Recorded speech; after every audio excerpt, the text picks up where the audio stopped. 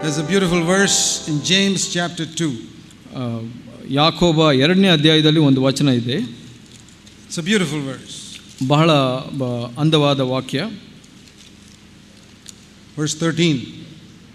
13ನೇ ವಚನ. It says God's judgment will be merciless to those who have shown no mercy to other people.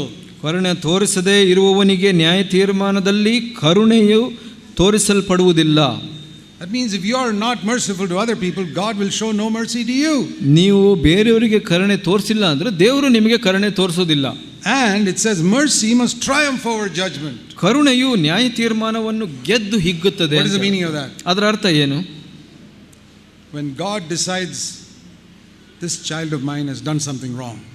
ದೇವರು ತೀರ್ಮಾನಿಸ್ತಾರೆ, ಈ ಒಂದು ನನ್ನ ಮಗನು ಹೀಗೆ ಮಾಡಿದ್ದಾನೆ. Shall I judge him?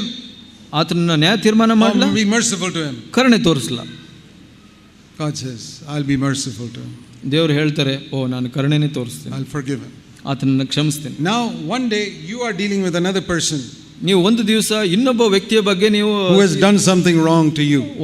ನಿಮಗೆ ತಪ್ಪು ಮಾಡಿದವರ ಮೇಲೆ ತೀರ್ಮಾನ ಮಾಡ್ತಾ ಇದ್ದೀರಾ. Two thoughts coming in your mind. ನಿಮ್ಮ ಮನಸ್ಸಿನಲ್ಲಿ ಎರಡು ಯೋಚನೆಗಳು ಬರ್ತಾ ಇದೆ. Shall I be hard and judge that person or shall I be merciful to that person? ಕಠಿಣವಾಗಿ ನ್ಯಾಯ ತೀರ್ಮಾನ ಮಾಡಲಾ ಅಥವಾ ಕರುಣೆ ತೋರಿಸಲಾ ಅಂತ. And it's like a balance, a weighing balance, judgment and mercy. ಅದು ತೂಕದ ತಕ್ಕಡಿಯಾಗಿ it says mercy must win.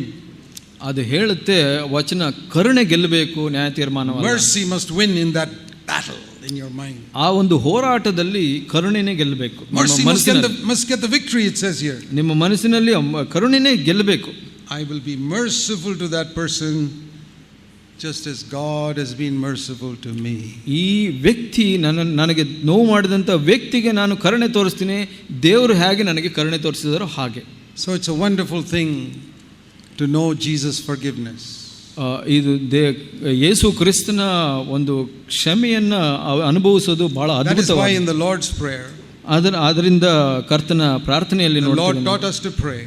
ಕರ್ತನು ನಮಗೆ ಪ್ರಾರ್ಥನೆ ಮಾಡಲಿಕ್ಕೆ ಹೇಳ್ಕೊಟ್ರು. Heavenly Father, ಪರಲೋಕ ತಂದೆಯೇ, forgive me just like I have forgiven others. ನಾನು ಹೇಗೆ ಇತರರನ್ನ ಕ್ಷಮಿಸ್ತೀನೋ ಹಾಗೆ ನನ್ನನ್ನು ಕ್ಷಮಿಸು ದೇವರೇ. If you haven't forgiven others, ನೀವು ಬೇರೆಯವರನ್ನ ಕ್ಷಮಿಸಿಲ್ಲ ಅಂದ್ರೆ, you are actually praying that God should not forgive you. ನೀವು ಪ್ರಾರ್ಥನೆ ಮಾಡ್ತಾ ಇದ್ದೀರಾ ಏನಂತ ಅಂದ್ರೆ, ನನ್ನನ್ನು ಕ್ಷಮಿಸಬೇಡ ದೇವರೇ ಅಂತ. Supposing I say, Lord, please forgive me exactly like I forgave my wife. ನೀವು ಪ್ರಾರ್ಥನೆ ಮಾಡ್ತೀರಾ, ನನ್ನ ಹೆಂಡತಿನ ಕ್ಷಮಿಸಿದಾಗೆ ನನ್ನನ್ನು ಕ್ಷಮಿಸು ಸ್ವಾಮಿ. But you haven't forgiven your wife. ನಿಮ್ಮ ಹೆಂಡತಿನ ನೀವು ಕ್ಷಮಿಸಿಲ್ಲ. Then you are telling God, don't forgive me. ದೇವರಿಗೆ ಹೇಳ್ತಾ ಇದ್ದೀರಾ, ನೀವು ನನ್ನನ್ನು ಕ್ಷಮಿಸಬೇಡ ಅಂತ. Or supposing you say you haven't forgiven your brother who cheated you. ನಿನಗೆ ಮೋಸ ಮಾಡಿದ ಒಬ್ಬ ಸಹೋದರನ್ನ ನೀವು ಕ್ಷಮಿಸಿಲ್ಲ. Or your father or mother who treated you badly. ತಂದೆ ತಾಯಿ ಯಾರೋ ನಿಮ್ಮನ್ನ ಕೆಟ್ಟದಾಗಿ ನೋಡ್ಕೊಂಡವರು. Just can't forgive the way your parents treated you. ನಿಮ್ಮ ತಂದೆ ತಾಯಿ ನೋಡ್ಕೊಂಡಿದ್ದ ರೀತಿಯನ್ನು ನೀವು ಕ್ಷಮಿಸೋದಿಲ್ಲ. And you're saying, God, please forgive me the way I forgave my parents. ನೀವು ಹೇಳ್ತಾ ಇದ್ದೀರಾ, ದೇವರೇ ನನ್ನನ್ನು ಕ್ಷಮಿಸು, ನಾನು ನಮ್ಮ ತಂದೆ ತಾಯಿಗಳನ್ನ ಕ್ಷಮಿಸಿದ ಹಾಗೆ. I haven't forgiven them, so don't forgive me.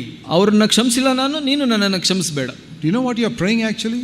ನೀವು ಏನು ಪ್ರಾರ್ಥನೆ ಮಾಡ್ತಾ ಇದ್ದೀರಾ ಯೋಚನೆ ಮಾಡಿ. Forgive me in exactly the same way I have forgiven others. ನನ್ನನ್ನ ಯಾವ ರೀತಿಯಲ್ಲಿ ನಾನು ಇತರರನ್ನ ಕ್ಷಮಿಸ್ತೀನಿ ಹಾಗೆ ನನ್ನನ್ನು ಕ್ಷಮಿಸು. Do you want forgiveness from God? ನೀವು ದೇವರಿಂದ ಕ್ಷಮೆ ಪಡಿಬೇಕಾ? Forgive everybody. ಎಲ್ಲರನ್ನು ಕ್ಷಮಿಸಿ. Have you all forgiven everybody? ಎಲ್ಲರನ್ನು ಕ್ಷಮಿಸಿದ್ರ ನೀವು? I want to tell you something seriously. ಒಂದು ಗಂಭೀರವಾದ ವಿಷಯ ಹೇಳಕ್ಕೆ. It doesn't take long to forgive people. ಜನಗಳನ್ನ ಕ್ಷಮಿಸೋದು ಬಹಳ ದೊಡ್ಡ ವಿಷಯ ಅಲ್ಲ. You can bow down before God and say, Lord, in your presence I forgive this person. ದೇವರ ಮುಂದೆ ತಲೆಬಾಗಿ ನಿನ್ನ ಪ್ರಸ್ತುತತೆಯಲ್ಲಿ ಸ್ವಾಮಿ ಈತನನ್ನು ಕ್ಷಮಿಸಿ, ಈತನನ್ನು ಕ್ಷಮಿಸಿ, and I forgive this person, ಈತನನ್ನು ಕೂಡ ಕ್ಷಮಿಸಿ. All the people who have harmed me, ಎಲ್ಲರೂ ನನ್ನನ್ನು ನೋಯಿಸಿದವರು, name them, I forgive them. ಅವರ ಹೆಸರು ಹೇಳಿ ಆತನನ್ನು ಕ್ಷಮಿಸ್ತೀನಿ ಅಂತ ಹೇಳಿ. Finished. ಮುಗಿದೋಯ್ತು. You can get up from your chair. ನಿಮ್ಮ ಚೇರಿಂದ ಎದ್ದುಕೊಳ್ಬಹುದು, ಕುರ್ಚಿಯಿಂದ. I have forgiven everybody in the world. ಎಲ್ಲರನ್ನು ಕ್ಷಮಿಸಿಬಿಟ್ಟಿದ್ದೀನಿ ಈ ಲೋಕದಲ್ಲಿ. God will forgive you immensely. ದೇವರು ನಿಮ್ಮನ್ನು ಅತಿಯಾಗಿ ಕ್ಷಮಿಸ್ತಾನೆ. You know, some of you are living here and sitting here under deception. ನೀವು ಕೆಲವರು ಒಂದು ವಂಚನೆಯ ಅಡಿಯಲ್ಲಿ ಕುಳಿತುಕೊಂಡಿದ್ದೀರಾ. You think God has forgiven you. ನೀವು ಅನ್ಕೊಂತೀರಾ ದೇವರು ಕ್ಷಮಿಸಿದ್ದಾರೆ ಅಂತ. I want to tell you in Jesus' name, God has not forgiven you. ಯೇಸುವಿನ ಹೆಸರಲ್ಲಿ ನಿಮಗೆ ಹೇಳಲಿಕ್ಕೆ ಇಷ್ಟಪಡ್ತೀನಿ, ದೇವರು ನಿಮ್ಮನ್ನು ಕ್ಷಮಿಸಿಲ್ಲ. Because there is somebody you have not forgiven. ಯಾಕೆಂದ್ರೆ ನೀವು ಕೆಲವರನ್ನ ಕ್ಷಮಿಸಿಲ್ಲ. And God will never forgive you. ದೇವರು ಯಾವತ್ತೂ ಕ್ಷಮಿಸೋದು. You will never go into God's presence if you don't forgive somebody. ನೀವು ಯಾರೇ ಒಬ್ಬರನ್ನ ಕ್ಷಮಿಸಿಲ್ಲ ಅಂದ್ರೆ ದೇವರ ಸಮ್ಮುಖಕ್ಕೆ ಹೋಗ್ಲಿಕ್ಕೆ ಸಾಧ್ಯ ಇಲ್ಲ. Before you get up from that chair today, ಇವತ್ತು ನೀವು ಆ ಕುರ್ಚಿಯಿಂದ ಏಳೋದಕ್ಕೆ ಮೊದಲು bow your head and say, Lord, I forgive this person, this person, this person. Finish with it before you get up.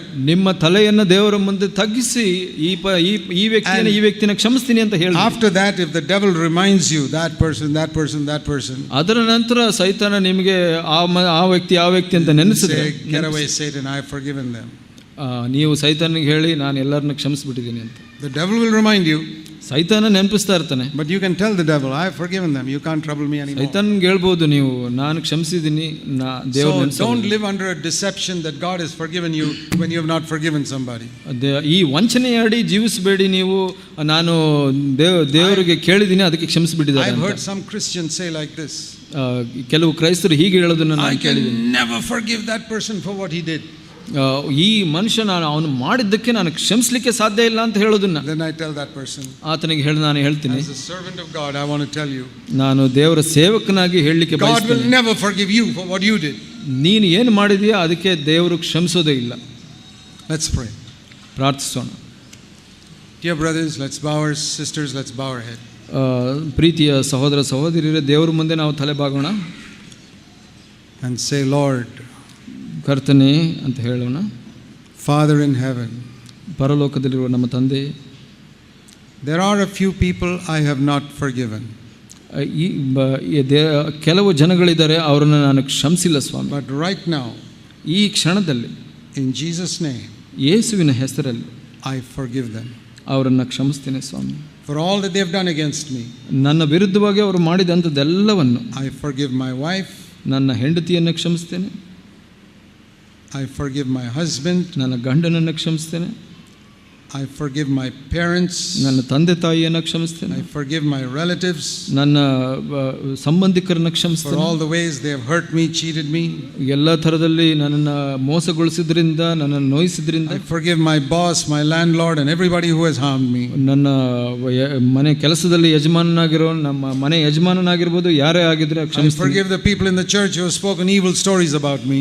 ಸಭೆಯಲ್ಲಿ ನನ್ನ ಬಗ್ಗೆ ಕೆಟ್ಟದಾಗಿ ಮಾತಾಡಿರೋ ಬಗ್ಗೆನೂ ನಾನು ಕ್ಷಮಿಸ್ತೀನಿ ಸ್ವಾಮಿ. I forgive everyone, Lord. ಎಲ್ಲರನ್ನು ಕ್ಷಮಿಸ್ಬಿಡ್ತೀನಿ. All the people in the world whom I had against anything till today.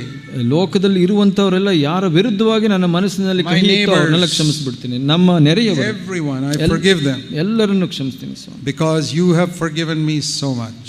ಯಾಕಂದ್ರೆ ನೀನು ನನ್ನನ್ನು ಬಹಳವಾಗಿ ಕ್ಷಮಿಸಿದ್ದೀಯ. Cleanse my dirty heart today. ನನ್ನ ಹೃದಯ, ಕೆಟ್ಟ ಹೃದಯನ ತೊಳಿ ಸ್ವಾಮಿ. And give me the joy of the Lord in my heart. ಆ ಕರ್ತನ ಒಂದು ಸಂತೋಷವನ್ನ ನನಗೆ ಕೊಡು ಸ್ವಾಮಿ. That I can sleep peacefully tonight. ನಾನು ಇಂದು ರಾತ್ರಿ ಸಮಾಧಾನವಾಗಿ ವಿಶ್ರಾಂತಿಯಾಗಿ ನಿದ್ರೆ ಮಾಡೋ ಹಾಗೆ. Thank you, Lord Jesus. ಕರ್ತನಾದ ಯೇಸುವೆ ನಿನಗೆ Thank you for forgiving me. ನನ್ನನ್ನು ಕ್ಷಮಿಸಿದ್ದಕ್ಕಾಗಿ ಸ್ತೋತ್ರ. Thank you for telling me that you will never remember my sins anymore. ನನ್ನ ಪಾಪವನ್ನು ಎಂದೂ ನೆನೆಸೋದಿಲ್ಲ ಅಂತ ಹೇಳಿದ್ದಕ್ಕೆ ನಿನಗೆ ಸ್ತೋತ್ರ ಸ್ವಾಮಿ. Thank you, Lord, for covering all my sins. ನನ್ನ ಎಲ್ಲಾ ಪಾಪಗಳನ್ನು ಮುಚ್ಚಿದ್ದಕ್ಕಾಗಿ ನಿನ್ನ ಕೃತಜ್ಞತೆ ಸ್ವಾಮಿ. Lord, I want to cover the sins of other people. ನಾನು ಬೇರೆಯವರ ಪಾಪಗಳನ್ನು ಹಾಗೆ ಮುಚ್ಚಬೇಕು ಸ್ವಾಮಿ. I never want to talk about it to anyone. ಅದ್ರ ಬಗ್ಗೆ ಯಾರ ಹತ್ರನೂ ಮಾತಾಡೋಕೆ ಇಷ್ಟ ಇಲ್ಲ ಸ್ವಾಮಿ ನನಗೆ. Help me now, Lord, not to sin again. ನನಗೆ ಸಹಾಯ ಮಾಡು ಸ್ವಾಮಿ, ಮತ್ತೆ ಪಾಪ ಮಾಡದಂತೆ. Give me grace for that. ನಿನ್ನ ಕೃಪೆಯನ್ನು ಕೊಡು ಸ್ವಾಮಿ. Thank you. Let this be a new day in my life from today. ಇಂದಿನ ದಿವಸ ಒಂದು ಹೊಸ ದಿವಸವಾಗಿರಲಿ ಸ್ವಾಮಿ ನನ್ನ ಜೀವಿತದಲ್ಲಿ. In Jesus' name. ಯೇಸುವಿನ ಹೆಸರಲ್ಲಿ ನಾನು ಪ್ರಾರ್ಥಿಸುತ್ತೇನೆ. Amen.